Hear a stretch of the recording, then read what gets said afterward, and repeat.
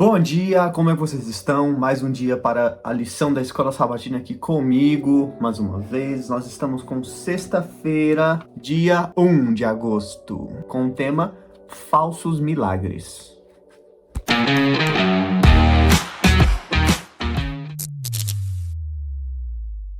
A lição começa assim: os magos não fizeram realmente suas varas se transformarem em serpentes, mas, pela mágica, auxiliados pelo grande enganador, foram capazes de produzir essa ilusão.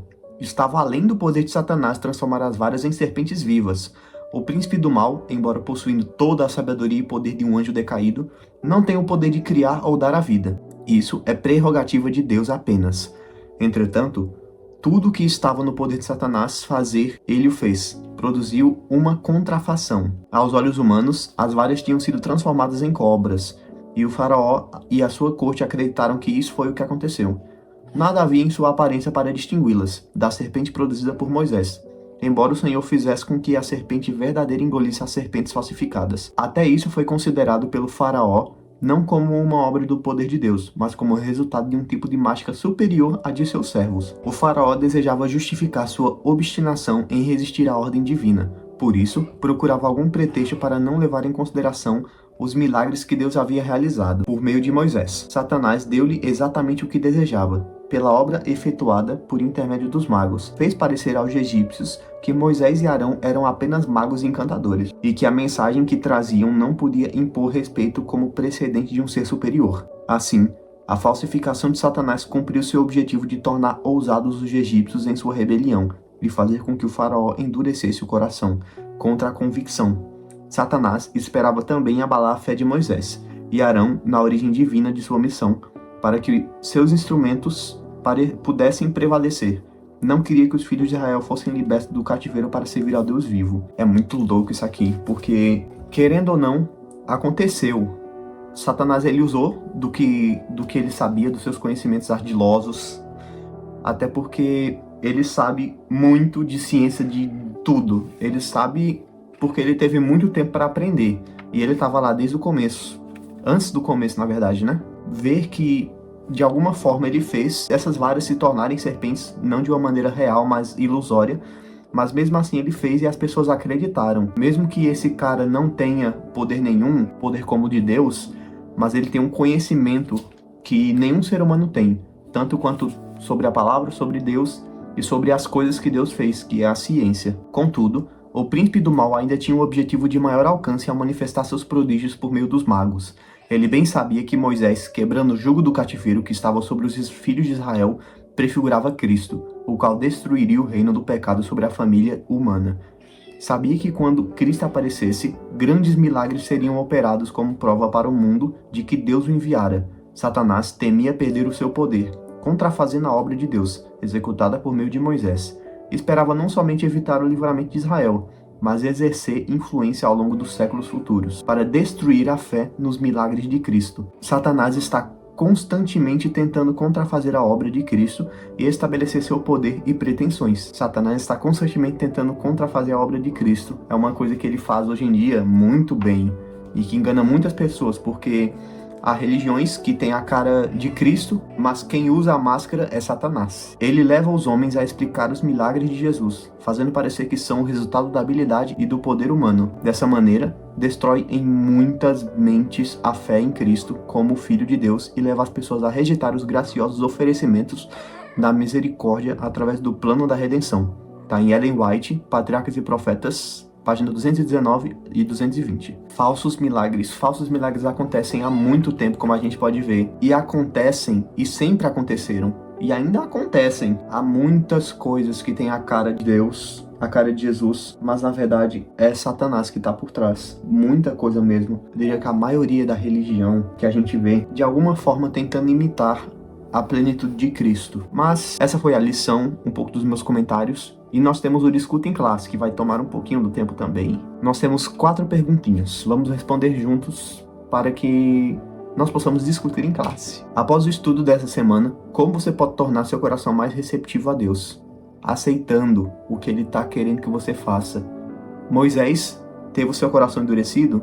Não porque Deus endureceu, mas porque ele rejeitou e ele endureceu o coração após ver o que Deus tinha feito. Ele não aceitava que esse Deus que se dizia todo-poderoso, que ganhou de todos os deuses que ele acreditava e tinha realmente poder sobre ele. E ele foi endurecendo seu coração cada vez mais a cada milagre que Deus fazia. Para nós podermos tornar nosso coração mais receptivo, nós temos que aceitar o que Deus está pedindo para nós. Temos que aceitar o que ele quer de nós. E temos que perguntar a ele o que ele quer. Milagres falsos, como os realizados pelos magos egípcios, ainda acontecem hoje. Leia Mateus 24:24, Apocalipse 13:14 e 16:14. Todos esses versos mostram advertências sobre os tempos que são esses tempos de agora, que viriam para aquela época, sobre falsos cristos e demônios que realizariam milagres, realizariam prodígios e enganariam até mesmo os próprios eleitos, as pessoas que já conheciam a verdade e já conheciam Deus, seriam enganados. Então, se a gente voltar aqui para a lição, milagres falsos como os realizados pelos magos egípcios ainda acontecem hoje? Acontecem e foram preditos que aconteceriam muitos antes mesmo deles acontecerem. Você já testemunhou algum milagre?